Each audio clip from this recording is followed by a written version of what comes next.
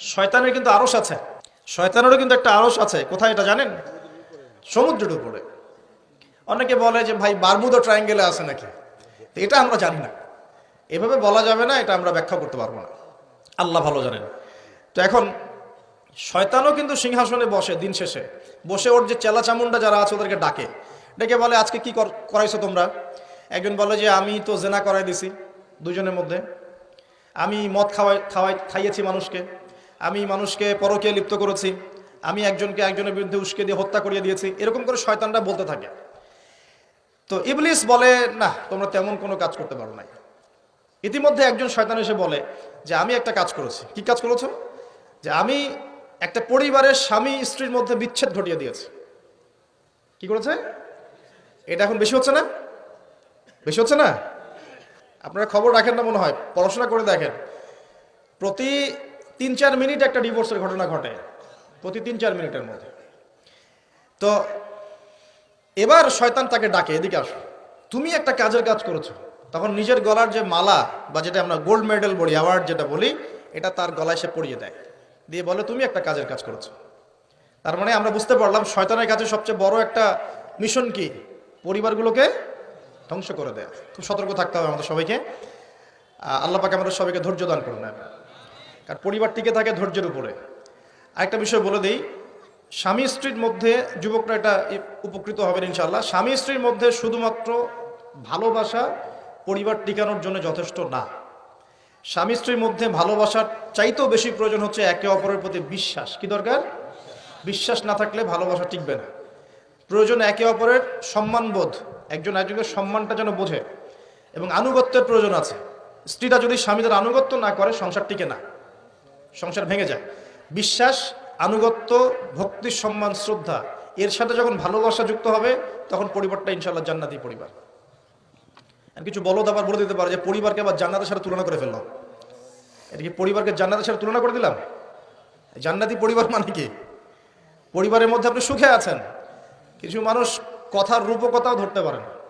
এমনও কিছু মিন মাইন্ডেড মানুষ আমাদের সমাজে আছে, কথা সেন্টেন্সের রূপকথাও ধরার মতো জ্ঞান আল্লাহ পাক তাদেরকে দেন নাই। ইউসুফ আলাইহিস সালামকে ডাকছেন, ইউসুফ আলাইহিস সালাম সামনে আসলেন। এখন ওই যে আজিজ তার স্ত্রী মহিলাদেরকে ডেকে বলছেন তোমাদের হাতে একটা করে চাকু, একটা করে ফল আছে, ইউসুফ আসো, বাইরে আসো। ইউসুফ বের হলেন। ইউসুফ আলাইহিস সালামকে দেখে এই মহিলাটা কি করেছিল? ওই ফল কাটতে গিয়ে হাত কেটে ফেলছে। হাত কেটে ইউসুফের দিকে তাকিয়ে তারা বলছে যে মা হাযা ইল্লা বাশারা, এটা তো মানুষ না, ইনি তো মনে হচ্ছে মালাকুন কারীম, একজন সম্মানিত ফেরেশতা। কি বলছেন মেয়েরা? এ তো মানুষ না, এ তো মনে হচ্ছে ফেরেশতা, এত সুদর্শন, এত সুন্দর মানুষ হয়। তো এখন এই মহিলাগুলো কি ইউসুফ আলাইহিস সালামকে ফেরেশতার সাথে তুলনা করলো? বুঝতে পারেন না কথা? এই মহিলাটা কি ইউসুফ আলাইহিস সালামকে ফেরেশতা বানাই দিল, না একটা উপমা দিয়েছে? আশ্চর্য একটা বিষয়। আপনি যদি মদিনায় যান, পরিবেশ দেখে বলেন মাশাআল্লাহ একটা জান্নাতি পরিবেশ আছে, মানে কি আপনি মদিনা সমান সমান জান্নাত বানালেন? মানে এরা বাম পক্ষ সমান সমান ডান পক্ষ প্রমাণিত, এই তত্ত্বে বিশ্বাস করে। মানে ওই যে left hand side right hand side অঙ্ক করছেন না, 2+2 = 4। কি বলবো, কাশ্মীর একটা জায়গা আছে না, কাশ্মীর একটা রিনাউন্ড প্রবাদ হচ্ছে কাশ্মীরকে এই পৃথিবীর ভূস্বর্গ বলা হয়, শোনেন নাই? কাশ্মীরকে পৃথিবীর ভূস্বর্গ, তার মানে কি কাশ্মীর আর জান্নাত সমান সমান? কাশ্মীর সমান সমান জান্নাত? এখন আপনি ইন্তেকাল করলে, আমরা ইন্তেকাল করলে কবর হবে হয় জান্নাতের টুকরা, না হলে জাহান্নাম, জান্নাতের বাগান, না হলে জাহান্নামের গর্ত। এটা আছে না হাদিসে? কবর হবে হয় জান্নাতের বাগান, না হলে কি জাহান্নামের গর্ত। এখন একজন জান্নাতি মানুষ, মনে করেন একজন জান্নাতি মানুষ, আমরা যার ব্যাপারে জানি যে তিনি জান্নাতি, যেমন এক্সাম্পল দিচ্ছি, নাম জানেন? সাহাবী নাম শুনেছেন? মুআজ বিন জাবাল রাদিয়াল্লাহু আনহু ইনশাআল্লাহ জান্নাতি না জাহান্নামী? ইনশাআল্লাহ জান্নাতি। এখন মাওলানা তারেক জামিল সাহেব, তিনি তার হাফিজাহুল্লাহ তার কবর জিয়ারত করতে গিয়েছে, এই কয়েকদিন আগের ঘটনা। আর সেখানে গিয়ে তিনি বলছেন যে আমি কবরের সামনে দাঁড়িয়ে আমি দোয়া করতে শুরু করলাম, মিশকাম্বরের ঘ্রাণ পেতে শুরু করলাম।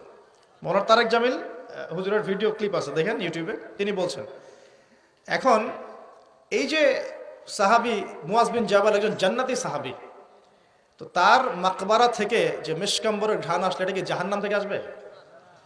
এখন কেউ যদি বলে যে মাশাআল্লাহ, এই ঘ্রাণ শুনে তো মনে হচ্ছে যে এটা জান্নাতি ঘ্রাণ, তার মানে কি সেই কবরটাকে জান্নাতের সাথে তুলনা করলো?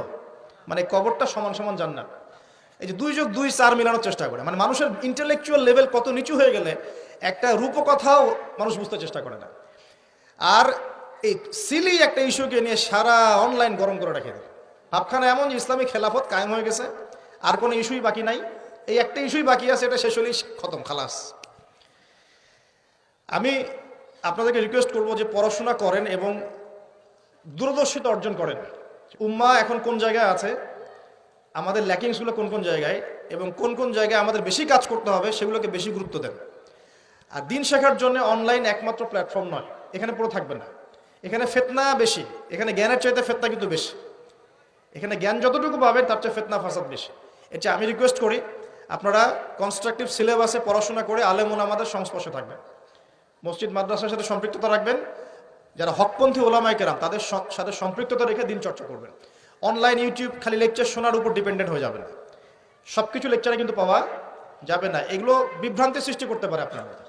যেমন আপনি অনলাইনে ঢুকলেন, দেখলেন অমুক হুজুর যা বললেন অমুক হুজুরের বিরুদ্ধে। এই যে আপনি একটা কি শিখলেন? আপনি গীবত শিখলেন, আপনি সমালোচনা সংস্কৃতি শিখলেন, আপনি শিখলেন যে কিভাবে ছোট লোক হতে হয়। হ্যাঁ, আপনি আবার আরেকটা ক্লিপে দেখলেন যে যার বিরুদ্ধে বলেছে সে আবার যা বললো তার বিরুদ্ধে কন্টেন্ট আছে না। এখন আপনি ওখানে গিয়ে দেখলেন যে কিভাবে কুতর্ক করতে হয়। আসলে শিখলেনটা কি? আপনি কিছু শিখেন নাই, কিন্তু আপনি আদতে কিন্তু শিখতে পারলেন না। এখন অনলাইনের পুরো জগৎটা এভাবে ভরে গেছে। আমি এমনও দেখেছি, মানে তাজ্জিব হয়ে যায় এগুলো কথা বলতে, আমার মানে খুব, আমি হীনমন্যতায় ভুগছি কথাগুলো বলার ক্ষেত্রে, কিন্তু আপনাদের ইন্টেলেকচুয়াল লেভেলটাকে রাইজ করার স্বার্থে কথাগুলো বলছি। কারণ আমি আপনাদেরকে ভাই মনে করি। বাংলাদেশের প্রত্যেক সেক্টরের মানুষকে আমি আমার আপন ভাইয়ের মতো মনে করি, হোক সে পলিটিশিয়ান, হোক সে ইকোনমিস্ট বা প্রশাসনের লোক বা সাধারণ জনগণ, হুএভার হি ইজ। আপনি যখন পুরো জাতির সবাইকে আপন করতে পারবেন না, তাদেরকে নসিহত করতে পারবেন না, সাম্প্রদায়িক হয়ে যাবেন, তখন আপনি একটা সম্প্রদায়ের স্বার্থ দেখবেন, অন্যদের স্বার্থ আপনি দেখতে পারবেন না। কিন্তু দেখুন, আমার কথাটা গৌরবের সাথে শোনেন। একজন ব্যক্তি বিশুদ্ধ করে কোরআনও তেলাওয়াত করতে পারে না। একটা আয়াত তেলাওয়াত করতে আমি নিজে দেখছি তার 15-20টা ভুল হচ্ছে। এই ভুলগুলো এমন মেজর মেজর ভুল হচ্ছে যে আয়াতের অর্থ বিকৃত হয়ে যাচ্ছে। সেই মানুষকে দেখলাম স্টেজের মধ্যে বসে বড় বড় আলেম যারা ইফতা ফারেক হয়েছেন, বড় মুহাদ্দিস মুফাসসির মুফতি হয়ে গেছেন, ওই মুফতি সাহেবদেরকে সরাসরি স্টেজে চ্যালেঞ্জ করছে যে বুকের পাড়া থাকলে আমার সামনে আয়। অথচ আমি নিজে তেলাওয়াত শুনে দেখলাম সূরা নিসার একটা আয়াত তেলাওয়াত করতে 12টা ভুল করে ফেলেছে। তেলাওয়াতই হয় না, মানে মদ মাখরাজ মক্তব আছে না, মক্তব, এই মক্তবের লেভেলের বাচ্চারা যে তেলাওয়াতটা পারে সেই তেলাওয়াতটাও পারে না। এটা আপনারা হয়তো বুঝবেন না, কারণ অনেকে বুঝবেন না, যারা আলেম তারা বুঝবেন কথাটা। এখন এই যে কুতর্কের সমালোচনার অপসংস্কৃতি ইউটিউব ফেসবুকের মধ্যে দিয়ে ছড়িয়ে গেল না, সে যে লেভেলে আছে, ওই মুফতি যাকে সে চ্যালেঞ্জ করছে সেই মুফতির সামনে তার মিনিমাম 2 বছর কোরআনই পড়া উচিত, মিনিমাম 2টা বছর খালি বসে বসে কোরআন তেলাওয়াত করা শেখা উচিত। সে স্টেজে উঠে ফখর করে তাকে বলছে বাহাসের জন্য আসো, এখনই বাহাসে বসবে।